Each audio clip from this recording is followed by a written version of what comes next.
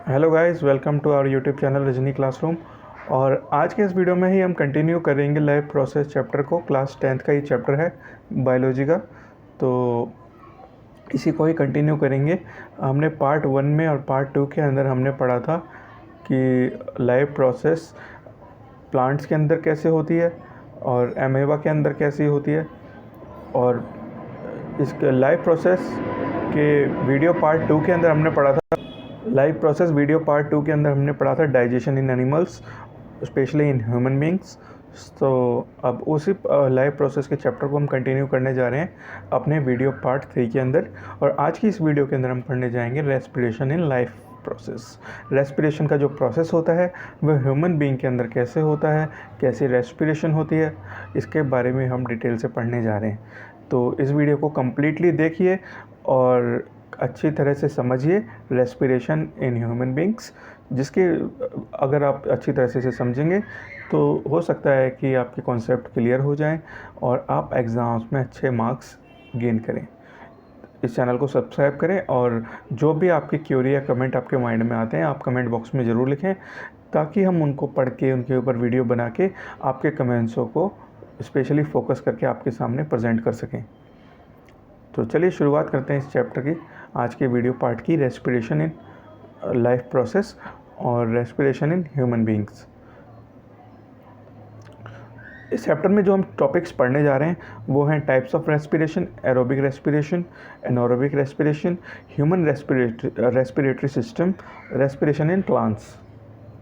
तो रेस्पिरेशन होता क्या है, आप रेस्पिरेशन से क्या समझते हैं? What is respiration? The process by which a living being utilize the food to get energy is called respiration. वह प्रोसेस जिससे कोई भी लिविंग प्रोसेस फूड से एनर्जी गेन करता है और इसी प्रोसेस को हम रेस्पिरेशन कहते हैं।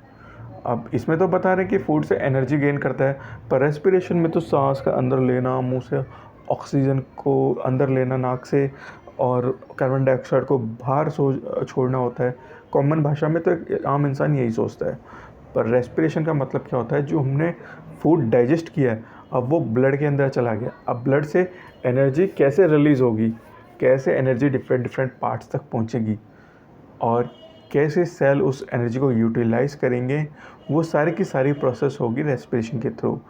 सेल्स ऑक्सीजन को यूज़ करेंगे, कार्बन डाइऑक्साइड को सेल से बाहर निकालेंगे, फिर वो कार्बन डाइऑक्साइड लंग्स में आएगी, लंग्स से फिर नेज़ल कैविटी से बाहर आएगी, मुंह से बाहर आएगी। तो इस पूरी प्रोसेस को कैसे करते हैं, यही रेस्पिरेशन है। अगर कॉमन भाषा में कहा जाए, कॉमन शब्दों में अगर बोला जाए तो रेस्पिरेशन क्या होता है? It is a process by which a living being utilize the food to get energy is called respiration. Respiration is an oxidation reaction in which carbohydrate is oxidized to produce energy. Respiration क्या होता है? एक oxidation का reaction होता है जिसके अंदर जो कार्बोहाइड्रेट्स होते हैं वो ऑक्सीडाइज होकर एनर्जी को प्रोड्यूस करते हैं। और एनर्जी कहाँ पर प्रोड्यूस होती है प्लांट्स के अंदर? ये होती है माइटोकॉन्ड्रिया के अंदर। Mitochondria is the site of respiration and the energy release stored in the form of ATP. अब माइटोकॉन्ड्रिया के अंदर जो एनर्जी स्टोर्ड होती है वो एटीपी के फॉर्म में होती है। एटीपी क्या होता है हमारा? एटीपी होता है हमारा एडिनोसाइन ट्राइफॉस्फेट। स्पेलिंग याद रखेंगे, एटीपी की फुल फॉर्म कई बार आती है, तो एटीपी की फुल फॉर्म आप अच्छी तरह से याद रखेंगे इसको। ये होता है एडिनोसाइन ट्राइफॉस्फेट। तो यही जो एटीपी प्रोटीन्स होते हैं, एटीपी एनर्जी होती है, एटीपी मॉलिक्यूल्स होते हैं, ये एनर्जी के फॉर्म में माइटोकॉन्ड्रिया के अंदर स्टोर्ड होते हैं। ATP stored in a mitochondria and release as per need. अब ये क्या होता है कि ये स्टोर्ड होते हैं और जब ज़रूरत होती है, मान लीजिए कब? जब पेड़ों के पत्ते झड़ जाते हैं तो खाना नहीं बन पाता है पेड़ों के अंदर, तो ये स्टोर्ड एनर्जी होती है। यही पूरी सर्दियों में या फिर ऐसे बाहर के मौसम में जब एनर्जी बाहर की कंडीशन प्रेफरेबल नहीं होती हैं, पतझड़ का मौसम हो गया या फिर ज़्यादा गर्मी पड़ रही है, पेड़ के पत्ते नहीं हैं, उस कंडीशंस में एनर्जी प्लांट्स के अंदर से स्टोर होती है और वो पौधों को एनर्जी प्रोवाइड करती है। अब कई बार क्या होता है कि बरसात के मौसम में एडिक्वेट मात्रा में सनलाइट नहीं मिल पाती है पौधों को, तब एनर्जी कहाँ से आती है पौधों के अंदर? ये एटीपी ही होता है जो एनर्जी पौधों को प्रोवाइड करता है, उनके पार्ट्सों को प्रोवाइड करता है।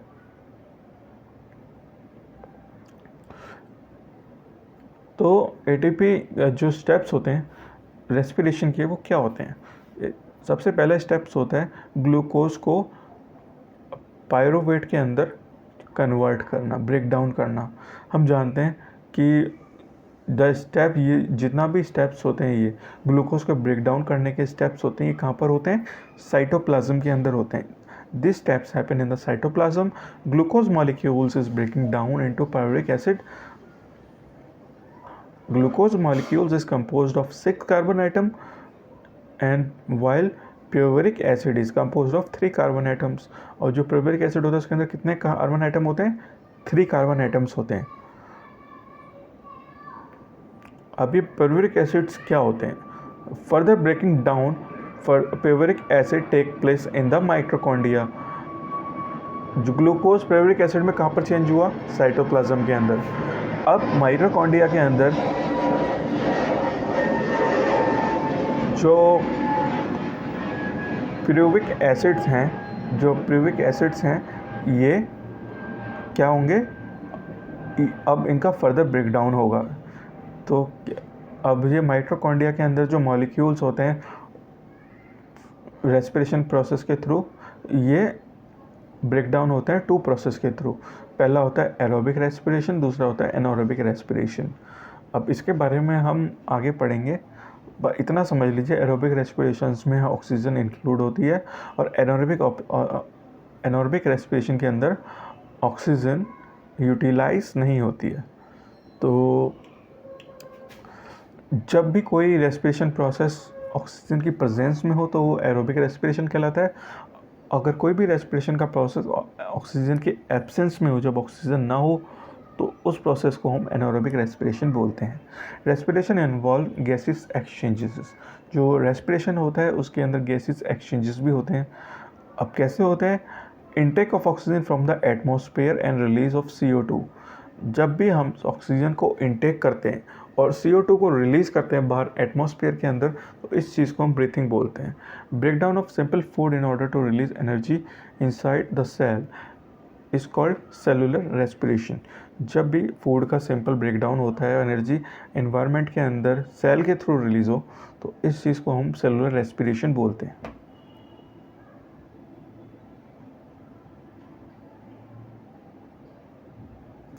अब इस फर्दर डायग्राम में आप देख रहे हैं जैसे कि जो ग्लूकोज है वह प्यूरिक एसिड में चेंज हो गया और जो 2 ATP की एनर्जी मॉलिक्यूल्स है वो हमें मिला है.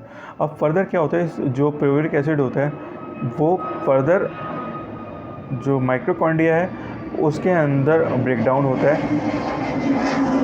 जब ये ब्रेकडाउन होता है तो वो एक कर्व साइकिल के थ्रू ब्रेकडाउन होता है. और इस साइकिल के दौरान क्या होता है? जो एनर्जी होती है वो केमिकल फॉर्म में, इलेक्ट्रॉन की फॉर्म में स्टोर हो जाती है माइटोकॉन्ड्रिया के अंदर और CO2 बाहर रिलीज़ होता है. CO2 बाहर रिलीज़ हो रहा है और ये जो एनर्जी है वो माइटोकॉन्ड्रिया के अंदर स्टोर्ड हो जाती है. और साथ में ये किस फॉर्म में होता है? ये लिक्विड की फॉर्म में एनर्जी होती है और ये ऑक्सीजन इनटेक यहाँ पर ऑक्सीजन को, ये इस एनर्जी को एक्टिवेट करने के लिए ऑक्सीजन की ज़रूरत होती है. जब ये केमिकल एनर्जी में चेंज हो जाती है जो प्यूरिक एसिड है, अब जब इसे बाहर से ऑक्सीजन मिलती है, सेल्स को ऑक्सीजन मिलती है, तब ये क्या होता है? वाटर मॉलिक्यूल जनरेट करते हैं, साथ में 36 एडिनोसाइन ट्राइफॉस्फेट के मॉलिक्यूल्स भी जनरेट करते हैं. तो ये 36 ATP है, ये एनर्जी प्रोवाइड करती है सेल्स को और वाटर मॉलिक्यूल्स भाप के थ्रू हमारे जो शरीर के अंदर बाहर निकल जाते हैं, एक्सपेल हो जाते हैं. अब जैसा कि मैंने बताया था आपको, रेस्पिरेशन 2 टाइप्स के होते हैं. लाइव प्रोसेस के अंदर रेस्पिरेशन 2 टाइप्स में होता है. एक होता है aerobic respiration, second one is anaerobic respiration. This type of respiration happens in the presence of oxygen. जो एरोबिक रेस्पिरेशन है वो तभी होता है जब ऑक्सीजन की प्रेजेंस होती है, जब ऑक्सीजन होता है. Pyruvic acid is converted into the carbon dioxide. जो प्यूरिक एसिड होता है वो कार्बन डाइऑक्साइड में कन्वर्ट हो जाता है, एनर्जी रिलीज होती है, वाटर मॉलिक्यूल्स फॉर्म होते हैं. तो इस प्रोसेस को ही, इस कंप्लीट प्रोसेस को जो ऑक्सीजन की प्रेजेंस में हो, जहाँ पर प्यूरिक एसिड कार्बन डाइऑक्साइड में चेंज हो, एनर्जी रिलीज हो, वाटर मॉलिक्यूल्स फॉर्म हो, इस प्रोसेस को ही हम एरोबिक रेस्पिरेशन बोलते हैं. जो हमारी सिंपल प्रोसेस होती है एनिमल्स की, ये एरोबिक रेस्पिरेशंस के फॉर्म में ही होती है। एनारोबिक रेस्पिरेशंस क्या होते हैं? This type of respirations happens in the absence of oxygen. जब ऑक्सीजन की एब्सेंस में जो भी रेस्पिरेशन हो, उस रेस्पिरेशन को हम एनारोबिक रेस्पिरेशन बोलते हैं। काफ़ी इंपॉर्टेंट टॉपिक है, बहुत बार एग्जाम्स में पूछा जाता है ये। तो pyruvic acid is either converted into ethyl alcohol और लैक्टिक एसिड। तो इसके अंदर क्या होता है, जब pyruvic एसिड को ब्रेक डाउन होने के लिए ऑक्सीजन की ज़रूरत होती है, जब वो ऑक्सीजन नहीं मिलता है तो ये pyruvic एसिड होता है, ये या तो एथाइल अल्कोहल के अंदर कन्वर्ट हो जाता है या फिर वो लैक्टिक एसिड के अंदर कन्वर्ट हो जाता है। Ethyl alcohol is usually formed in case of anaerobic respiration in microbes. जो माइक्रोब्स होते हैं जैसे ईस्ट हो गया, बैक्टीरिया हो गया, ये जो इनका जो रेस्पिरेशन का प्रोसेस होता है वो एनारोबिक रेस्पिरेशन होता है। ये तभी एक्टिव होते हैं जब ऑक्सीजन नहीं होता है। आपने देखा हो ईस्ट को जब भी हम पानी के अंदर डालते हैं तो उसको ढक के रख देते हैं अच्छी तरह, उसको हवा नहीं लगने देते हैं, तभी आटा फूल या फिर जो भी मैदा होता है केक्स बनाने के लिए जो बैटर होता है वो तभी फूल होता है, तभी वो ग्रो होता है। ब्रेड्स जब भी हमें बनाने होते हैं तो आटे को अच्छी तरह गूंद के हम एक कवर्ड एरिया में रख देते हैं और तभी वो आटा डबल साइज़ में हो जाता है, ब्रेड की तरह वो पोरस हो जाता है। तो जब pyruvic एसिड माइक्रोब्स के अंदर जब वो इथाइल अल्कोहल के अंदर कन्वर्ट होता है तो ये प्रोसेस होता है हमारा माइक्रोब्स के अंदर, लाइक ईस्ट और बैक्टीरिया। अब लैक्टिक एसिड का फॉर्म होता है। Lactic acid is formed in some microbes as well as muscle cells. कुछ जो माइक्रोब्स हैं, जो माइक्रो ऑर्गेनिजम्स हैं, उनके अंदर लैक्टिक एसिड भी फॉर्म होता है एनारोबिक रेस्पिरेशन के फॉर्म में। बट जो हमारी मसल सेल्स हैं, कभी कभार इनके अंदर भी लैक्टिक एसिड फॉर्म हो जाता है। अब वो किस कंडीशंस में होता है वो हम फर्दर पढ़ेंगे, पर ये इंपॉर्टेंट टॉपिक है, बहुत बार इसके ऊपर एग्जाम में क्वेश्चन भी आते हैं। अब हमें पता है ग्लूकोज के अंदर 6 मॉलिक्यूल्स होते हैं हमारे कार्बन के, ठीक है। अब वो जब ब्रेक डाउन होता है तो क्या pyruvic एसिड के फॉर्म में होता है, और ये सब कहाँ होता है? साइटोप्लाज्म के अंदर होता है। तो साइटोप्लाज्म के अंदर ग्लूकोज जो जिसके अंदर 6 कार्बन के मॉलिक्यूल्स थे वो पिरुवेट में चेंज हो जाता है, जिसके अंदर 3 कार्बन मॉलिक्यूल्स होते हैं और साथ में एनर्जी रिलीज़ होती है। एनर्जी हमारी केमिकल के फॉर्म में माइटोकॉन्ड्रिया के अंदर स्टोर्ड हो जाती है। अब ईस्ट के अंदर क्या होता है, जब ऑक्सीजन नहीं होती, जो pyruvic एसिड होता है वो एथाइल अल्कोहल के अंदर कन्वर्ट हो जाता है, कार्बन डाइऑक्साइड के अंदर कन्वर्ट हो जाता है और pyruvic एसिड के अंदर कन्वर्ट हो जाता है। सॉरी, एक बार फिर से पढ़ते हैं। जो ईस्ट के अंदर क्या होता है, जो pyruvrate होता है, जो pyruvrate हमें कहाँ से मिला था? साइटोप्लाज्म के अंदर ग्लूकोज ब्रेकडाउन हो गए 3 कार्बन मॉलिक्यूल्स जनरेट करता है, उसे pyruvrate बोलते हैं। अब pyruvrate ईस्ट के अंदर क्या होता है, ये जब ऑक्सीजन की एब्सेंस होती है, जब ऑक्सीजन नहीं होता है, तभी इथाइल अल्कोहल बनाता है।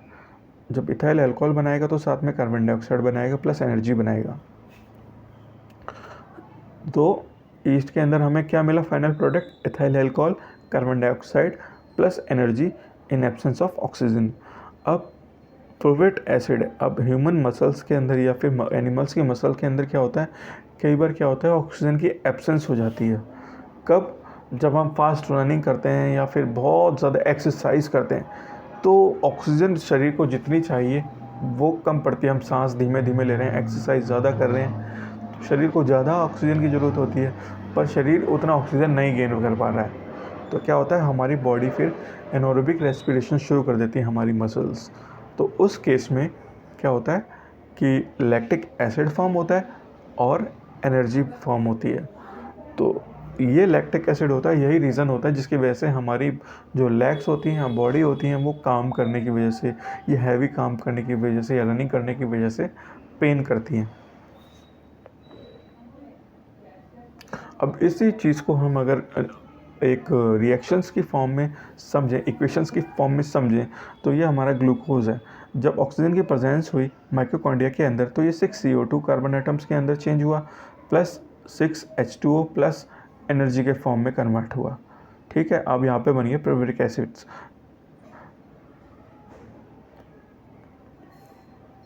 ये ऑक्सीजन की प्रेजेंस में है। अब यही ग्लूकोज है जब ऑक्सीजन नहीं होगी तो क्या होगा, ईस्ट के अंदर ये एथेनॉल के अंदर कन्वर्ट हो जाएगा, C2H5OH के अंदर कन्वर्ट हो जाएगा, प्लस H2 प्लस हम कह सकते हैं एनर्जी मिल रही है इसे। अब मसल्स के अंदर जो थर्ड इक्वेशन है वो कैसे होगा, C6H12O6, यही ग्लूकोज है। जब ऑक्सीजन नहीं होगी तो ये लैक्टिक एसिड फॉर्म कर देगा। लैक्टिक एसिड का फार्मूला क्या होता है, लैक्टिक एसिड का फार्मूला बताइए। लैक्टिक एसिड का फार्मूला होता है C6H3CHOHCOOH। तो ये होता है लैक्टिक एसिड। फिर से बता रहा हूँ, CH3CHOHCOOH, या फिर हम कह सकते हैं CH3CHOHCOOH प्लस एनर्जी। ये जो थर्ड वाली जो रिएक्शन है, इसी की वजह से हमारी मसल्स के अंदर दर्द होना शुरू हो जाता है। ये लैक्टिक एसिड होता है, ये आसानी से ऑक्सीडाइज नहीं हो पाता है, जिसकी वजह से हमारे मसल्स में पेन होता है।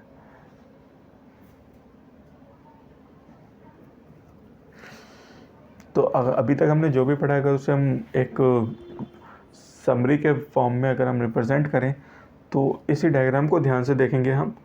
तो ग्लूकोज है वो साइटोप्लाज्म के अंदर सबसे पहला स्टेप है ग्लूकोज का, वो जिसके अंदर 6 कार्बन मॉलिक्यूल्स हैं ग्लूकोज की फॉर्म में, C6H12O6 के फॉर्म में। अब साइटोप्लाज्म के अंदर ये प्रोवेट के अंदर कन्वर्ट हो जाता है, जिसके अंदर 3 कार्बन आइटम्स होते हैं और एनर्जी होती है। अब ऑक्सीजन की प्रेजेंस में क्या होता है, ईस्ट के अंदर एथेनॉल बनता है, जिसके अंदर 2 कार्बन मॉलिक्यूल्स होते हैं, कार्बन डाइऑक्साइड होती है प्लस एनर्जी होती है। अब लैक ऑफ ऑक्सीजन, जब ऑक्सीजन नहीं होता है, हमारी मसल्स के अंदर क्या होता है, लैक्टिक एसिड फॉर्म होता है जिसमें 3 कार्बन एटम्स होते हैं और एनर्जी फॉर्म होती है। ठीक है।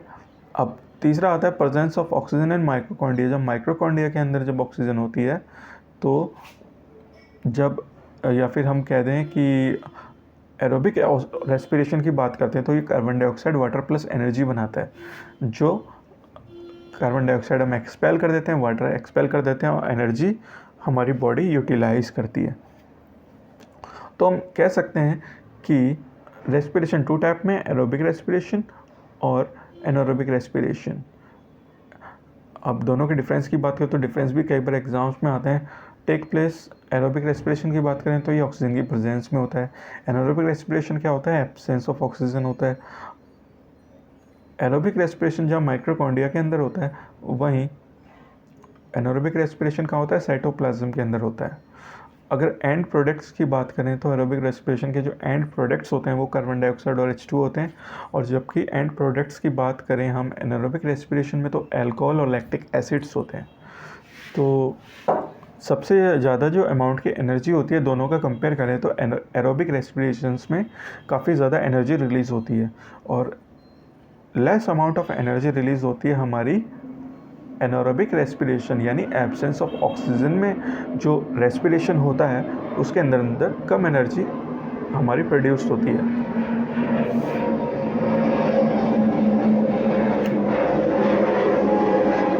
इसके अलावा आप लोग इक्वेशन के फॉर्म में भी इन दोनों के बीच में डिफरेंस समझा सकते हैं, क्योंकि जो एरोबिक रेस्पिरेशन है वहाँ पर ग्लूकोज पायरुवेट में चेंज होता है और साथ में जो एंड प्रोडक्ट्स बनते हैं वो हमारे carbon dioxide H2O plus energy होती है। और वहीं अगर बात की जाए तो एनारोबिक रेस्पिरेशंस में ग्लूकोज होता है, ईस्ट के अंदर की बात करें तो एथेनॉल के अंदर कन्वर्ट होता है ग्लूकोज और फाइनल प्रोडक्ट्स होते हैं हमारे H2O plus energy plus ethanol.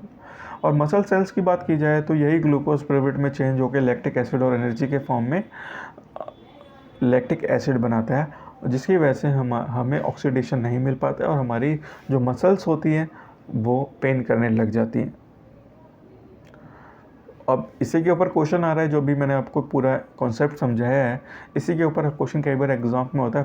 Pain in legs while running, why there should be an pain in the legs of the runner while running?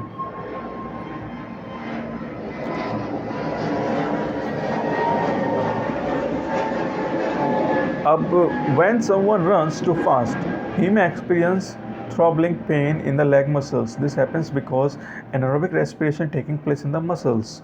जब भी हम काफ़ी फास्ट रन करते हैं, काफ़ी तेज़ रन करते हैं तो हमारे पैर के अंदर एक टाइप में पेन होता है, ये पेन होता है बिकॉज ऑफ एनारोबिक रेस्पिरेशन, क्योंकि एनारोबिक रेस्पिरेशन हमारे मसल सेल्स के अंदर होता है, जिसकी वजह से हमारा जो लैक्टिक एसिड है वो फॉर्म होता है और एनर्जी फॉर्म होती है।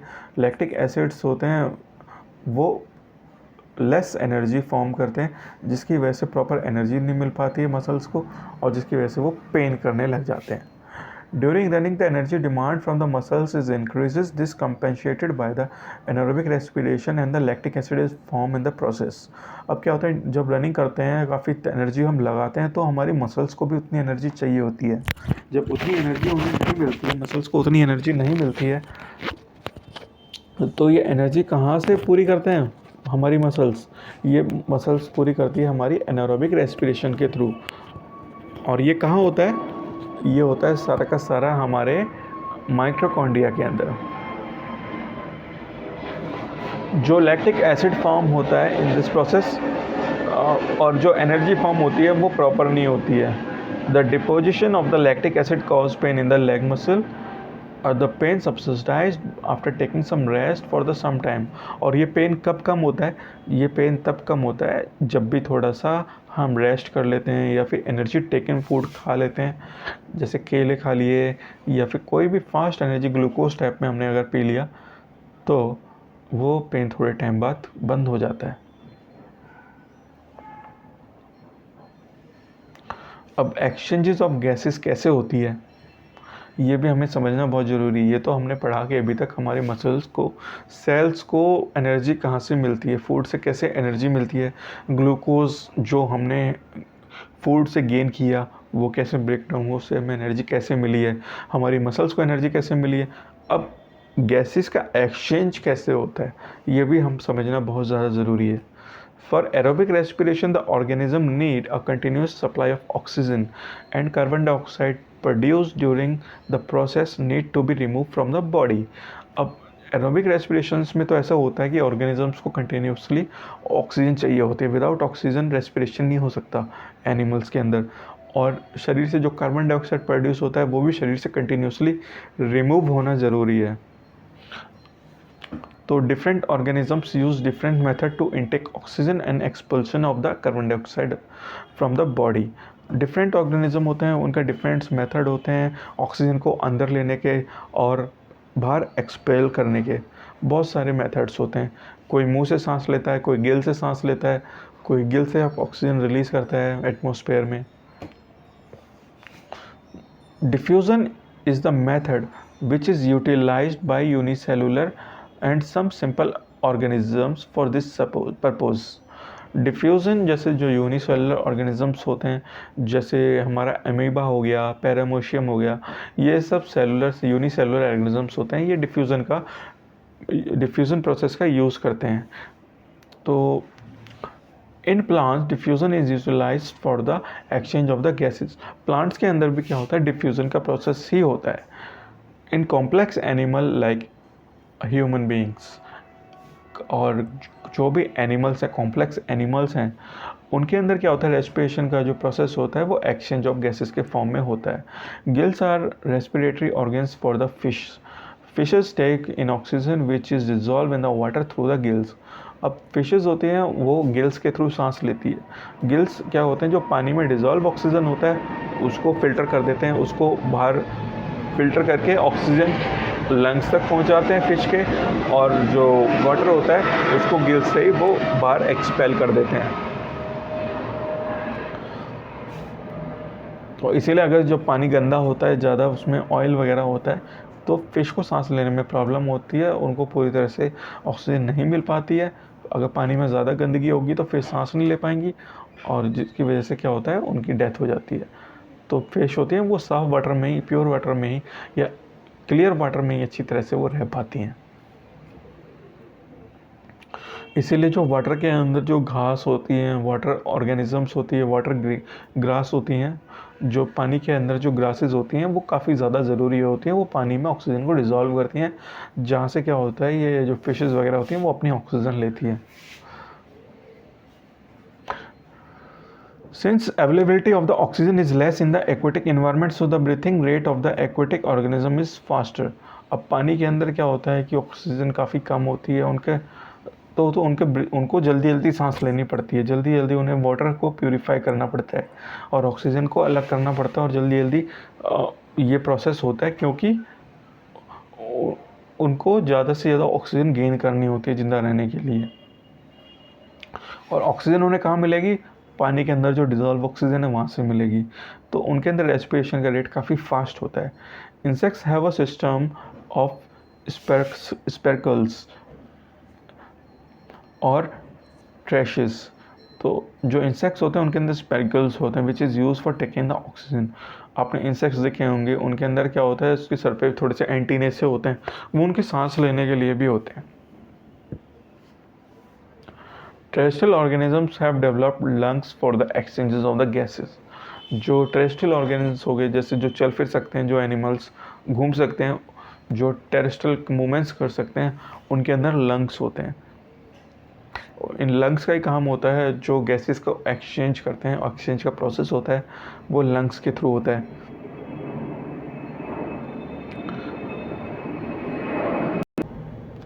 टेरेस्ट्रियल ऑर्गेनिजम्स होते हैं, उनके अंदर लंग्स के अंदर ही एक्सचेंज ऑफ गैसेस का प्रोसेस होता है।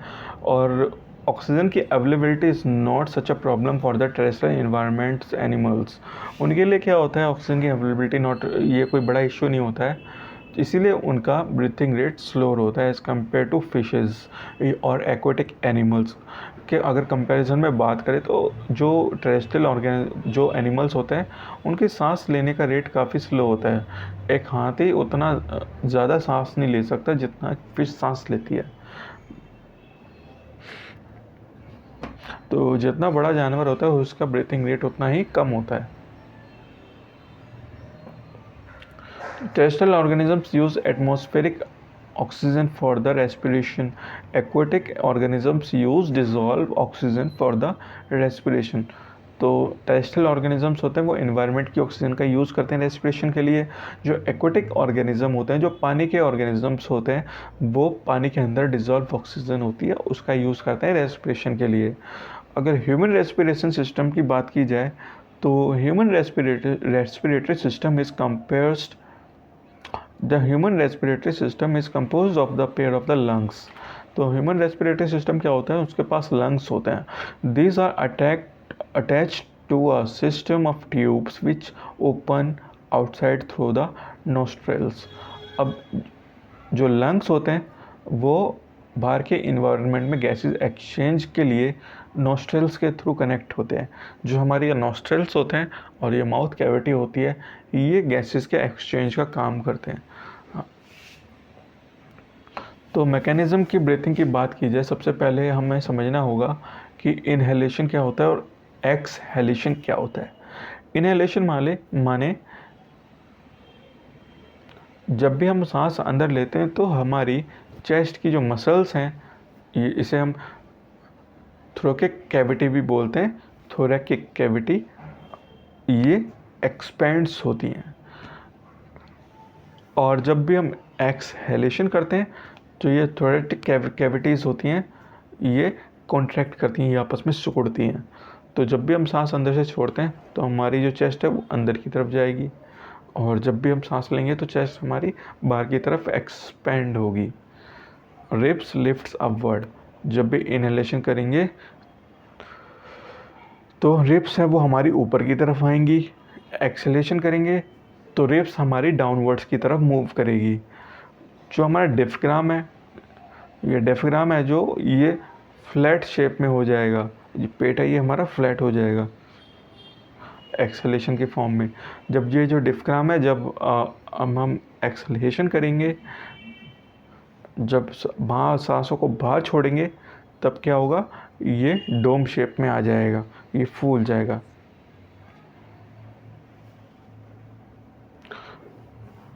जब इनहेलेशन करेंगे हम तो वॉल्यूम होंगे, जो लंग्स की वॉल्यूम होगी वो इंक्रीज़ हो जाएगी क्योंकि एयर है वो हमारे लंग्स में एंटर कर रही है। और जब भी हम एक्सहेलेशन करेंगे तो क्या होगा, लंग्स की वॉल्यूम है वो कम हो जाएगी, लंग्स सिकुड़ जाएंगे आपस में, क्योंकि इनमें जो ऑक्सीजन की मात्रा है वो कम हो जाएगी, जो एयर की मात्रा है वो कम हो जाएगी। तो ये प्रोसेस है इनहेलेशन का और एक्सहेलेशन का। इन दोनों के बीच में डिफरेंस कई बार आ जाता है। तो काफ़ी इम्पोर्टेंट टॉपिक है, इसे आप अच्छी तरह से पढ़ेंगे, अच्छी तरह से समझेंगे, इस वीडियो को बार बार देखेंगे। जब तक ये समझ में नहीं आ जाता डिफरेंस, आपको इसको नोट भी करना होगा। अपनी कॉपी में नोट भी कर सकते हैं, नोट्स भी बना सकते हैं। अब नोस्ट्रेल्स का क्या काम होता है? There are the two nostrils which coverage of the form of nasal passage. The inner lining of the nostrils is lined by the hairs, remains wet due to the mucus secretion.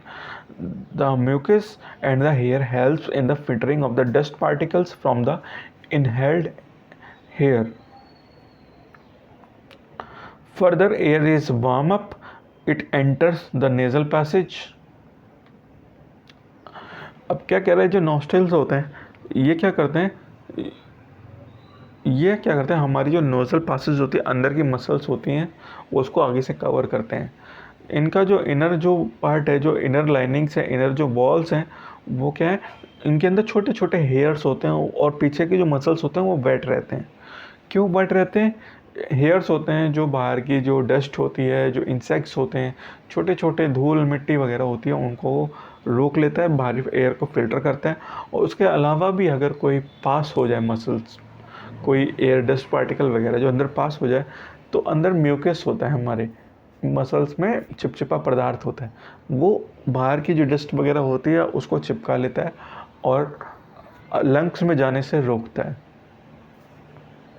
जिसकी वजह से क्या होता है कि dust particles होते हैं वो अंदर नहीं जा पाते हैं शरीर के, और फिर वो म्यूकस के फॉर्म में बाहर आ जाता है, या फिर हम छींक देते हैं उसे, या फिर खराश के थ्रू, या फिर हमारे स्टमक वाले रास्ते से होके वो बाहर आ जाता है।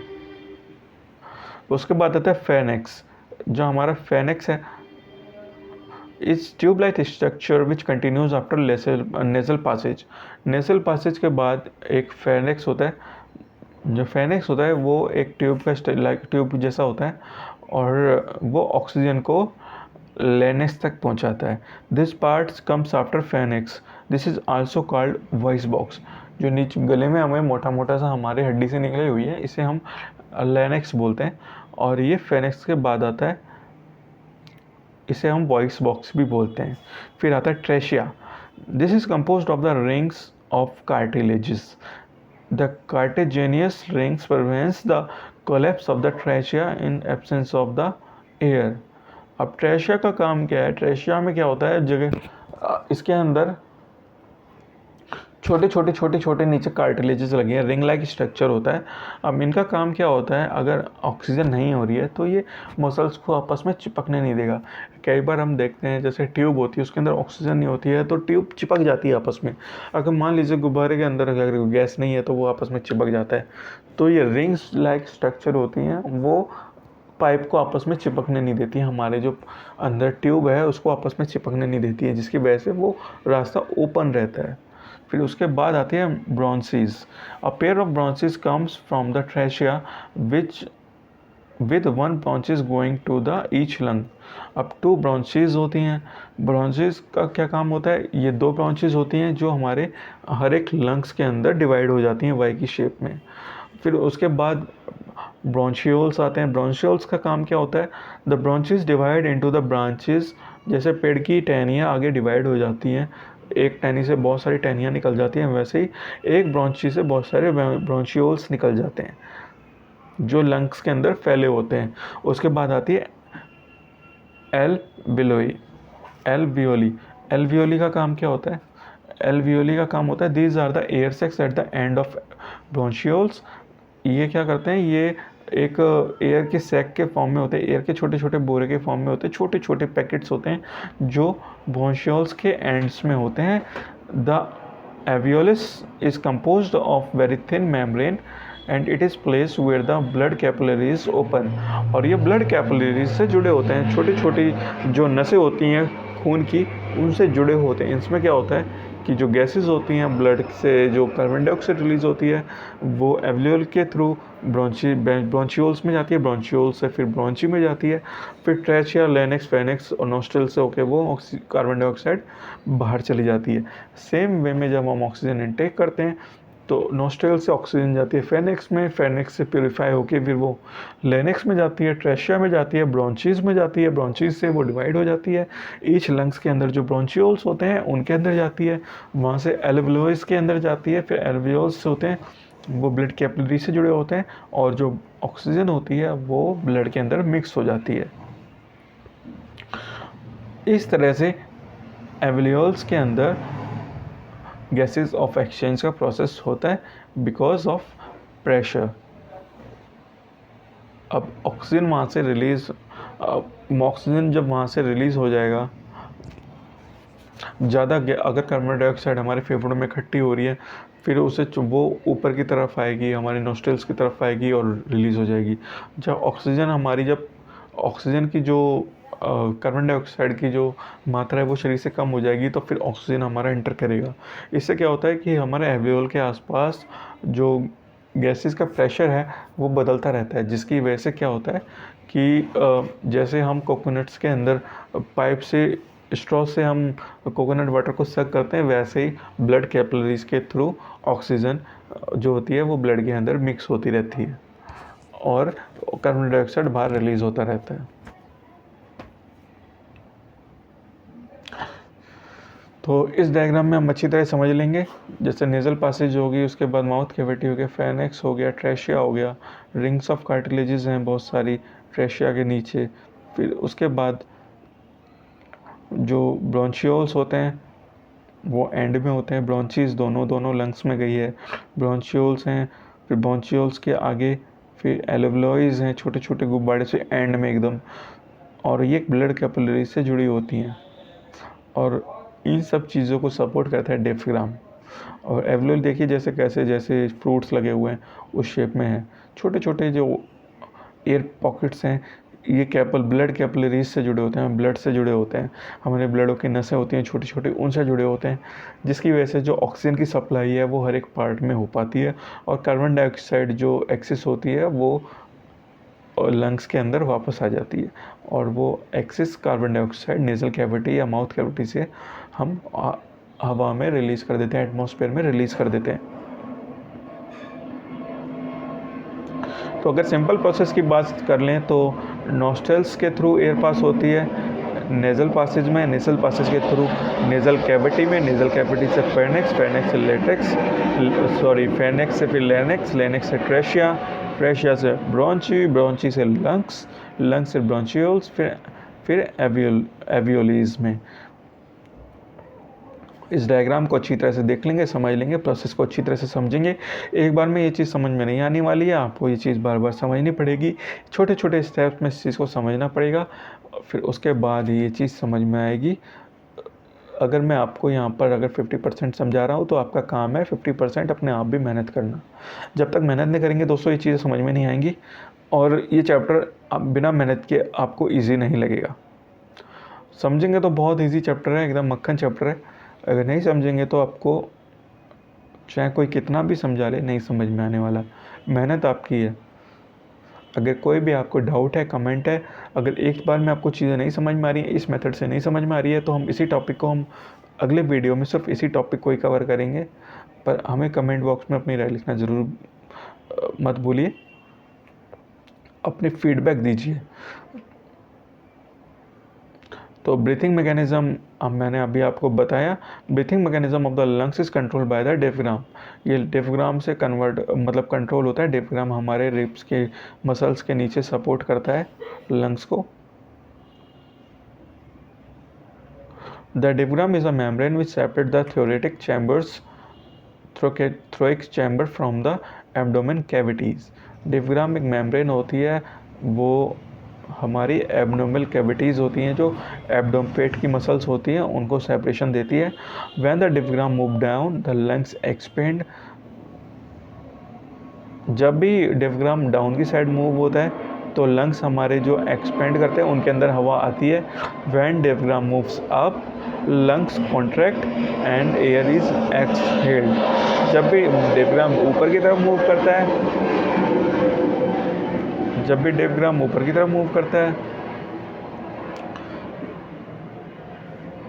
तो एयर हमारी अंदर आती है, जब भी डायफ्राम नीचे की तरफ जाएगा, और जब भी डायफ्राम ऊपर की तरफ जाएगा तो एयर हमारी बाहर जाएगी।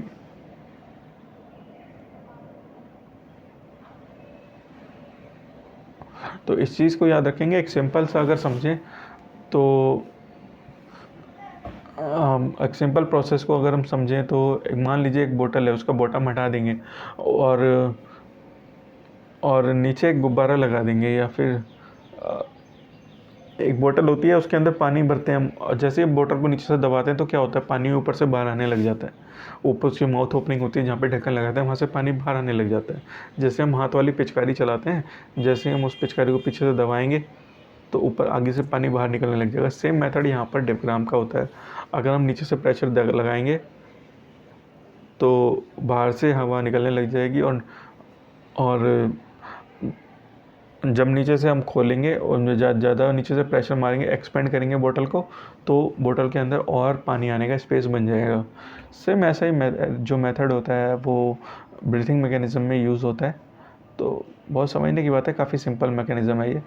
आशा करता हूँ ये आपको वीडियो समझ में आई होगी।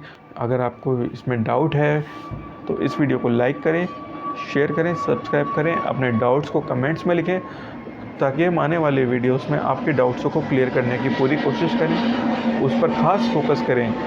तो मिलते हैं आपसे अपने नेक्स्ट वीडियो में। हमारा नेक्स्ट वीडियो होगा ट्रांसपिरेशन, जो वीडियो नंबर 4 होगा लाइफ प्रोसेस का। तो इसके अंदर हम पढ़ेंगे blood transformation, the working methods of heart. काफ़ी इंपॉर्टेंट चैप्टर है, काफ़ी इंपॉर्टेंट टॉपिक है, बहुत बार एग्ज़ाम्स में आता है।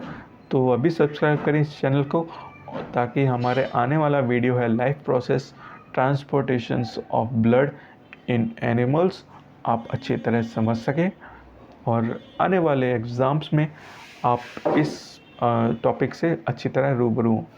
तब तक के लिए थैंक यू, धन्यवाद।